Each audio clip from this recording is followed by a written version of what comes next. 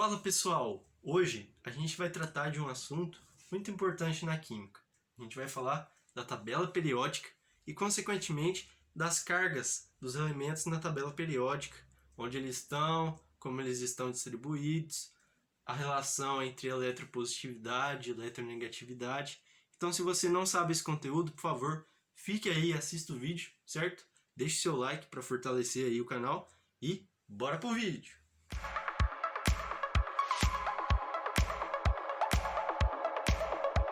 Bom, então, observando aqui a tabela periódica, a gente já consegue observar aqui que eu desenhei um átomo pequeno aqui. No caso, se a gente for contar os elétrons dele para determinar qual elemento é, a gente vê que tem 1, 2, 3, 4, 5, 6. Tem 6 elétrons, ou seja, ele tem um número atômico 6. Então, 1, 2, 3, 4, 5, 6. É o carbono. Esse aqui eu representei o átomo de carbono. Como eu falei, ele tem número atômico 6. Então, pela tabela periódica, a gente pode inferir que o número atômico é contado horizontalmente, certo? Linha por linha. Cada elemento, um depois do outro, tem um número atômico maior que o anterior, beleza?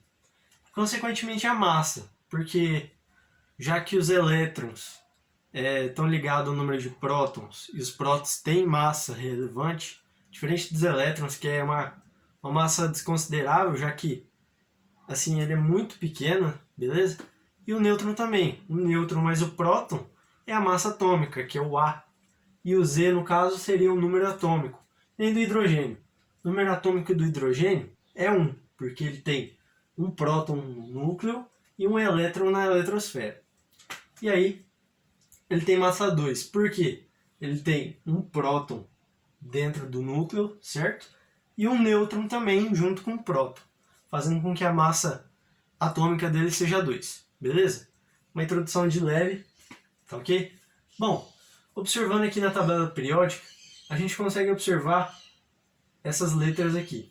O que essas letras querem dizer, já que elas estão aqui, certo? Bom, a gente pode observar que começa no K, vai para o L, M, N, O, P, Q. Bom, se você contar aqui vai dar 7 letras, beleza? E cada linha, ou seja, cada letra, ela vai se referir ao número de camadas eletrônicas que o átomo tem. Por exemplo, o hidrogênio, como eu falei, ele só tem um elétron na eletrosfera, ou seja, uma camada, beleza? Bom, já, por exemplo, o carbono, ele vai ter 2 camadas na eletrosfera, beleza? 2 níveis subatômicos, a gente pode falar assim, ok? E aí vai indo até chegar na 7ª camada, que é o máximo que pode ter, ou pelo menos que a gente já descobriu, ok? Bom, falando em átomos que a gente já descobriu, os átomos mais novos que a gente pode falar são esses daqui, ó, que eles começam com U, como se fosse Unum. Aí eles vão ter um certo número. Por exemplo, um pentium, um sétium, um septium. Eles são os mais novos, mas agora eles devem ter uns nomes diferentes, certo? Ou ganenossônio, alguma coisa assim. Bom, eles não são assim tão relevantes pra gente, já que a gente está estudando uma química mais básica, beleza? Uma química do ensino médio. Então, a gente só vai observar os elementos que estão para cá, desconsiderando esses que acabaram de ser criados, ok? Bom, observando aqui a tabela periódica, ela também é dividida em colunas. Ela é dividida em colunas. A primeira coluna, tirando o hidrogênio, já vou explicar por quê, é chamada de metais alcalinos. Os metais alcalinos, tem um macete até para saber quais são os alcalinos e os alcalinos terrosos. Bom, a gente pode falar dessa coluna aqui, que tem o sódio, o potássio, a gente tem o frâncio aqui, o lítio, o césio e o estrôncio, beleza? Bom, e o resto dos metais que não forem metais de transição são os metais alcalinos terrosos, ou seja, que a gente pode encontrar em cavernas, no subsolo, beleza? Isso aqui a gente encontra mais na crosta terrestre, ok? Bom, o macete é o seguinte. Hoje li na capa da revista Coisas sobre a França. Hoje H, li lítio, Na, na, K, capa. Hoje li na capa da revista Coisas sobre a França. Aí tem o Césio e o Franço, que nem eu falei, beleza? Bom, aqui a gente tem os metais alcalinos terrosos, como eu falei, e a gente vai para cá, depois eu vou falar um pouquinho melhor dos metais de transição, que eles possuem uma carga variável, dependendo de quem está com eles ou não, beleza? Isso vai depender muito do NOx, do número de oxidações, que eu vou falar um pouquinho depois. Então esse vídeo provavelmente vai ficar um pouquinho comprido, mas vai ser um conteúdo bem completo sobre as cargas de cada elemento. Bom, nessa área tracejada que eu coloquei aqui, a gente pode falar que são semimetais. Semimetais por quê? Aqui a gente tem como se fosse os metais de transição. Às vezes os autores colocam eles juntos, mas tem outro nome. Eu não estou me lembrando agora o nome, mas eu sei que tem um nome diferente dos metais de transição, porém, eu acredito que eles têm carga fixa, certo? Esses daqui vão ter carga fixa e os de transição não, tá? E aqui, como eu falei, já que são semimetais, essa metade aqui é metal e a outra metade que está em branco aqui é a metal. Ah, então o hidrogênio, porque ele tá em branco, como está aqui, né? Ele também vai ser a metal. Ou então a gente pode falar que ele é um não metal, que nem esses daqui, são não metais ou ametais. O A está ligando eles serem metais. Essa coluna daqui, ó, ela pode ser chamada também de calcogênio. Vou repetir. Essa penúltima, camada que tem aqui, ó, que começa com oxigênio, enxofre, selênio, beleza? Eles são os calcogênios. E aqui, onde tem o flúor, cloro, bromo, iodo, astato, e aqui o elemento que foi inventado recentemente, certo? Eles são os halogênios, beleza? E aqui na última coluna a gente tem os gases nobres. Os gases nobres eles são bem relevantes na tabela periódica, porque como eles estão na última coluna, quer dizer que eles são os mais estáveis possíveis, certo? Aqui a tendência é perder ou ganhar, e quando você chega no final, a tendência é ficar neutro. Por quê? Porque eles possuem 8 elétrons na camada de valência. O que isso quer significar? Que o átomo ele já está neutro. Ele não precisa ganhar ou perder elétron para ficar mais estável, entende? O hélio, por exemplo, como cada elemento, um depois do outro, tem um elétron a mais, ele vai ter 2 na camada de valência, que é essa primeira camada aqui, certo? Bom, aí eu posso falar também, vou dar uma introdução aqui sobre as camadas e tal, mas eu posso fazer um vídeo depois sobre o diagrama de Linus-Pauling, que fala exatamente sobre os elétrons, a distribuição eletrônica de cada átomo, enfim. Bom, eu vou me basear nessas letras, certo? Em cada camada. Cada camada é uma letra, como eu já falei. Então, cada camada vai ter um número específico de elétrons que podem ficar ali, beleza? Bom, a gente vai começar pelo K e vai até o Q, que nem tá aqui, beleza? Então, a primeira camada pode ter 2, depois 8, depois 18, depois 32, depois 18, depois 8.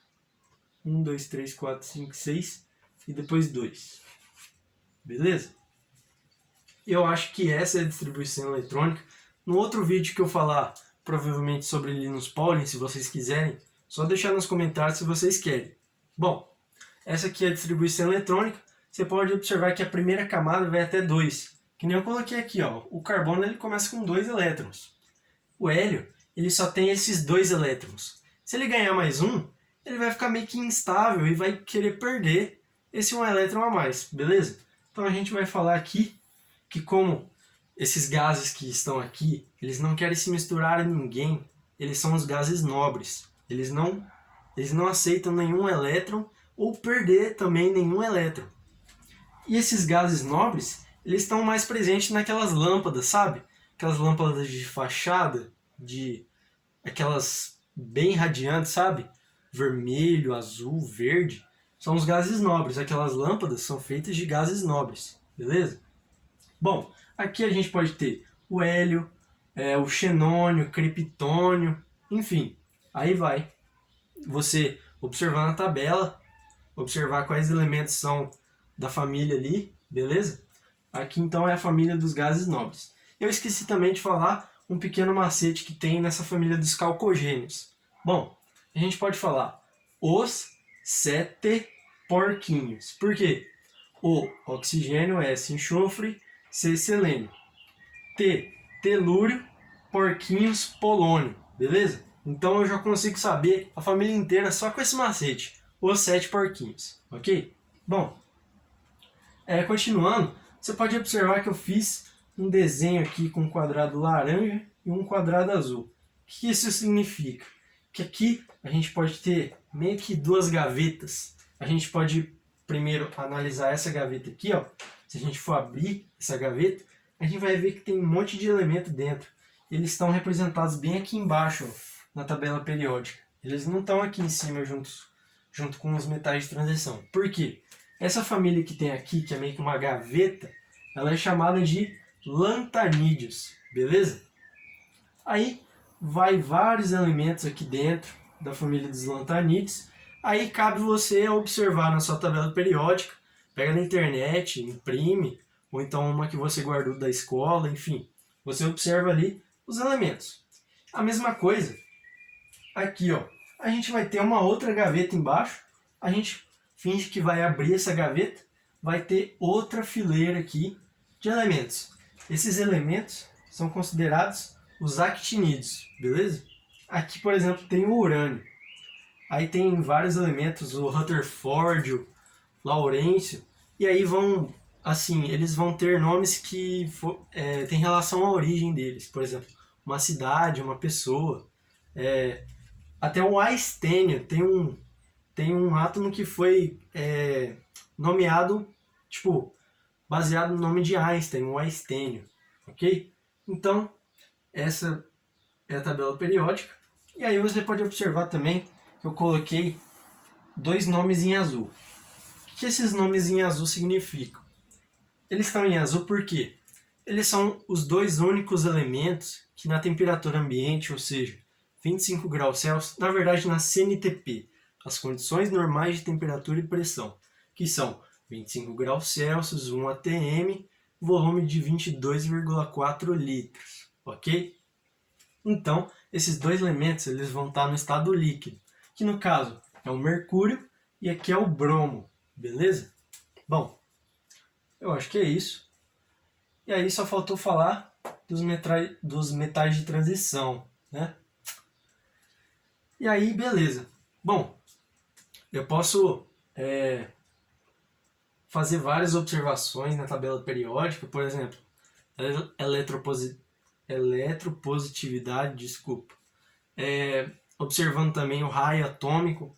Como você pode observar, isso aqui é uma esfera, certo? Se é uma esfera, eu posso ver qual raio de qual elemento é maior que o outro, entendeu? Isso também pode ser representado na tabela. Tanto quanto a eletropositividade, eu também posso analisar a eletronegatividade. E a eletropositividade é como se fosse perder mais elétrons com facilidade, e a negatividade seria o contrário, né? Ganhar elétrons com facilidade, ok? Só um adendo também, essa família dos lantanídeos e actinídeos, se você observar, eles têm um grande número de camadas e, consequentemente, você pode pensar assim, que eles têm uma grande quantidade de prótons, ou seja, o núcleo dele é bem grande, se você for observar e pensar, certo? Então, esses elementos aqui, eles são mais radioativos, ou seja, você pode quebrar esse núcleo e produzir mais átomos, certo? Não produzir, né? Você direciona, por exemplo. se você quebra um átomo na metade, ele vai virar, ele vai virar dois átomos diferentes. Isso é uma característica da radioatividade, ou seja, da fissão nuclear. Você vai atirar, ou seja, atirar não, né? Você vai bombear, não sei se é o nome certo, você vai bombear, atirar, enfim. Você vai direcionar alguns nêutrons nesse núcleo e aí ele vai se partir em núcleos menores. Isso é considerado uma fissão nuclear, que pode ser assunto também para outra aula. Assunto não falta, pessoal, nesse canal. Bom, é só um adendo mesmo, essas duas famílias, por apresentar a grande massa, elas são características de materiais radioativos, certo? Bom, acredito que seja isso. Vou voltar aqui analisando a tabela, como eu falei, eletropositividade, negatividade, raio atômico, enfim. Já volto então, vou apagar aqui o quadro e aí eu mostro para vocês, ok? Legal então. Bom, a gente vai analisar agora os metais de transição, como eu falei, e consequentemente as famílias deles. Bom, aqui é para representar as camadas, que eu tinha falado errado mesmo, eu não tinha muita certeza. Aí eu dei uma olhada antes de colocar aqui e eu vi que é 2, 8, 18, 32, 32, 18, 8. Beleza? Esses números aqui são os elétrons na camada de valência, ou seja, na última camada. Ok? Legal então.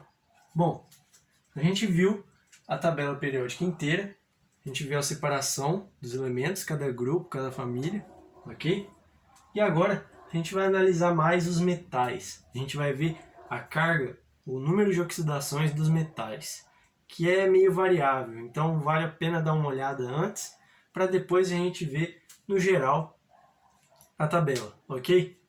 Bom, a gente começa vendo que as famílias dos metais começam com B, e elas estão num patamar mais abaixo, certo?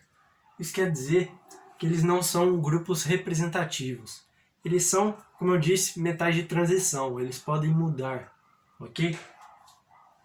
E aí, os únicos metais de carga fixa que a gente pode encontrar na tabela são o Ag, que é a prata sempre é mais, o cádmio, Cd, sempre é 2+, e o zinco também, sempre 2+, beleza? O alumínio, como ele está na família 3A e é um grupo representativo, ele tem carga fixa também de 3+, mas aí ele não é de transição, o que importa para a gente são os de transição, beleza? Bom, a gente começa falando aqui do ouro, o AU, beleza? O ouro ele pode assumir carga mais ou 3+. Vale a pena você anotar aí no papel, que depois a gente vai estar analisando o NOx. Vai ter que ser em outro vídeo, porque esse vai ficar muito extenso, ok? Bom, a gente tem a carga do ouro, que pode ser mais ou 3+. A gente tem a carga do chumbo, que é o Pb, a platina, o Pt, e o Sn. Sn eu não lembro o que é. Mas, enfim, ele é da família do carbono, e eles têm carga variável, de 2+ e 4+, beleza? Bom, esse assunto é meio teórico, é meio chato, mas é importante para saber fazer os NOx lá na frente. Você sabendo tudo isso aqui, você faz os NOx rapidão. E aí, isso aqui também te ajuda no balanceamento. A você balancear as cargas, fazer a regra do escorregador, certo? Cada carga aí para o seu lugar é muito importante. O cobre, o seu, ele pode ser mais ou 2+. O ferro, ele pode ser 2+ ou 3+. O níquel, ele pode ser 2+ ou 3+. E o cromo pode ser 2+ ou 3+. Bom, essas cargas aqui dos metais vão fazer que moléculas que usem ferro, cobre, o níquel, o cromo, eles tenham duas formas de ser representados. Eles podem ser representados, por exemplo, se eu for fazer um óxido de ferro, eu tenho que falar de qual ferro eu estou falando que está junto com o oxigênio. Se é o ferro 2+ ou o ferro 3+. Lembrando que o oxigênio pode mudar a sua carga. Beleza? Bom, é isso. E aqui tem as famílias. Família 3B, 4B, 5B, 6B, 7B. A 8B seria essa faixa aqui. Aí a gente volta para 1B e 2B. Foi assim que a tabela periódica foi feita. Não sei por que é invertido assim, mas eu acredito que seja para deixar mais organizado em questão das massas, do número atômico, enfim. E aí a gente tem a família aqui dos semimetais um pouquinho, dos metais representativos e um pouquinho também dos ametais. Beleza? Bom, a família 3A ela tem carga 3+, e ela pode chegar até o 3-, beleza? É variável, cada elemento pode assumir uma carga dependendo da situação. Mas aí, como eu falei, o alumínio é fixo, ele é 3+ e pronto. Agora, a família 4A ela pode assumir carga 4+ até 4-. E, consequentemente, o 5+, a família 5A ela pode assumir cargas entre 5+ e 3-. Aqui eu acho que é 5-, tá, pessoal? Não tenho certeza. Mas aí, claro, pensa comigo, o que é mais fácil? Você perder 3 elétrons ou você ter que puxar 5 elétrons? É mais fácil perder 3 elétrons, certo? E aí você tem uma energia. Por exemplo, em forma de luz, pode estar liberando um fóton na hora de liberar o elétron. A gente pode estudar isso também em química e física moderna, certo? A gente pode analisar o efeito fotoelétrico, várias situações bem legais. Só deixar nos comentários aí. Inclusive tem uma sugestão de química moderna, eu guardei, tá? Vou fazer, vou esperar o momento certo para fazer, beleza? Bom, acredito que é isso aqui, a parte dos metais. O mais importante, eu não vou falar assim cautelosamente, dado por dado, que vai ficar uma coisa muito chata. O propósito desse canal é simplificar as coisas e fazer com que você passe nas provas com bem mais facilidade e guarde conteúdo também com bem mais facilidade, beleza? Vou voltar com a tabela periódica, assim, um esboço da tabela, só para analisar o NOx das famílias representativas, ou seja, as famílias A, que estava 1A, 2A, e aí vem para 3, 4, 5, 6, 7. E aí chega nos gases nobres, só que como eles não fazem, eles não eliminam ou adicionam elétron na sua camada, eles acabam sendo da 8A, mas não participam de nenhuma reação. Mas aí eu posso forçar eles a fazer alguma reação, mas também é outra questão de química moderna, e aí a gente pode analisar, pode ser bem da hora, beleza? Já volto então. Voltando aqui então para analisar as famílias A, as famílias representativas, como eu falei. Bom, vou falar assim, é só guardar, sabe? Você não precisa ficar, mas você disse que na família 4A pode ir de 4+ até 4-. Cara, eu vou colocar um valor que seja a maioria dos elementos. E aí, quando eu for resolver exercícios, enfim, eu vou discutir essa questão. É tal carga porque tal. Beleza? Vou falar as cargas das famílias representativas e depois vou analisar a questão da tabela periódica na eletropositividade, eletronegatividade, como eu falei anteriormente. A família 1A geralmente é mais. Na+, K+, H+, beleza? A 2A geralmente é 2+.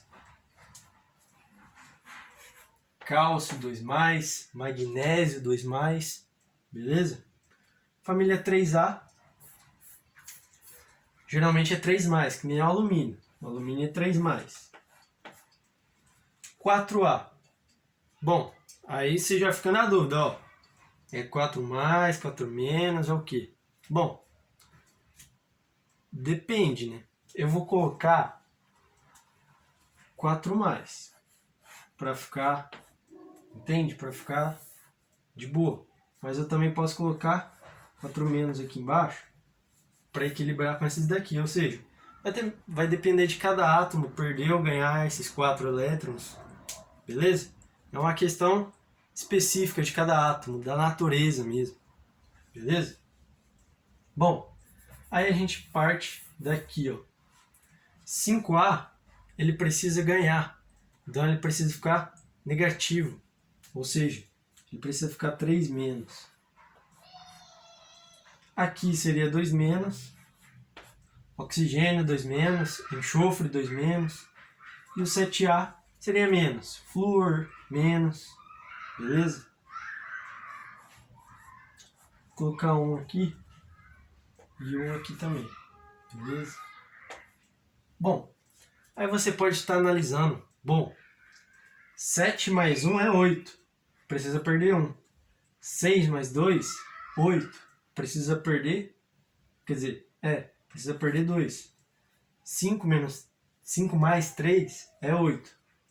Perder não, desculpa, ganhar. Nesse caso é ganhar elétrons, por isso que é negativo. Então ele precisa ganhar 1 elétron, ganhar 2 elétrons, aqui ganhar 3 elétrons, e aqui depende do caso. Ele pode ganhar 4 ou perder 4. Depende da natureza aqui, ó, de cada átomo daqui. Beleza? Aqui ele precisa perder 3 elétrons. Lógico, depende de cada átomo, como eu já falei. Depende da natureza. O comum é ele perder 3 elétrons, mas nada impede ele de ganhar 5 elétrons. Nada impede. Aqui ele precisa perder 2 elétrons e aqui ele precisa perder 1 elétron. Beleza?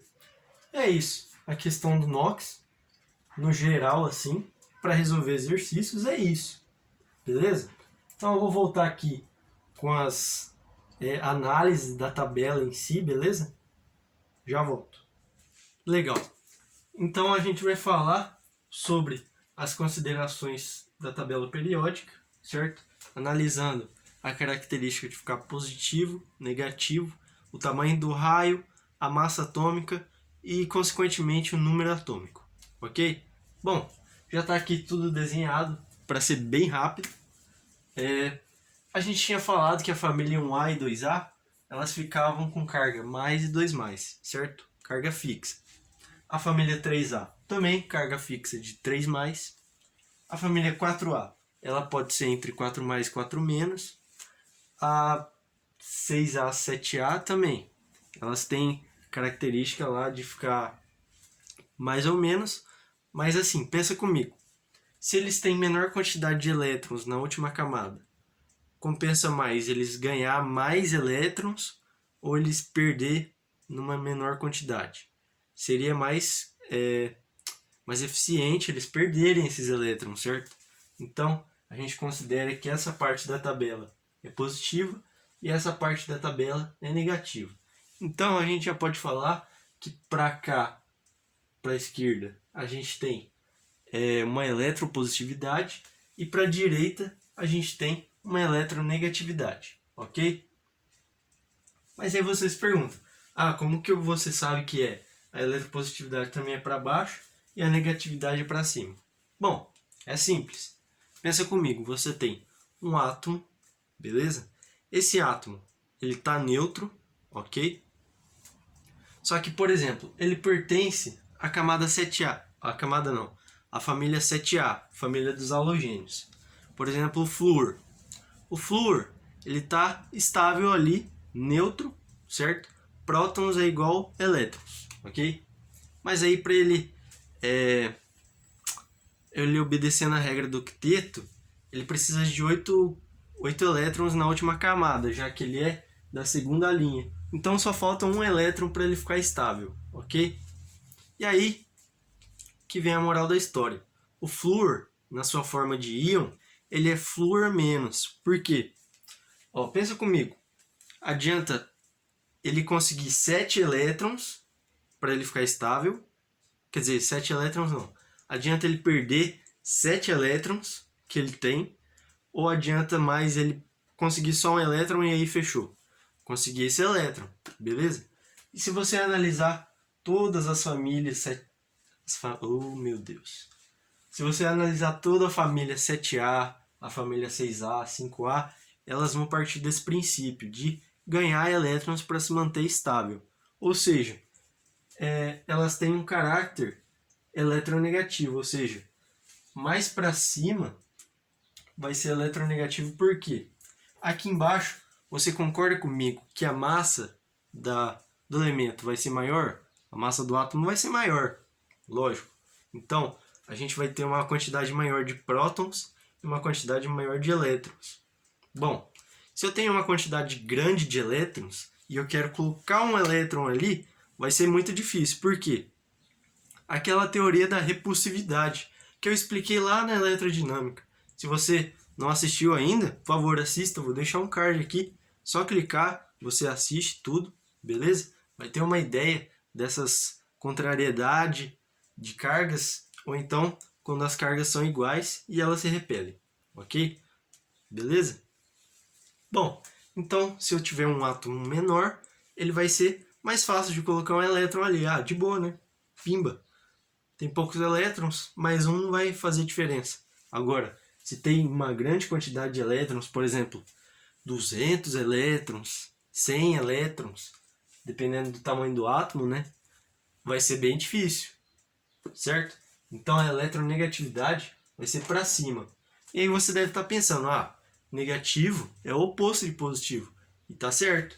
Se aqui é para baixo e para direita, a eletropositividade vai ser para a esquerda e para baixo.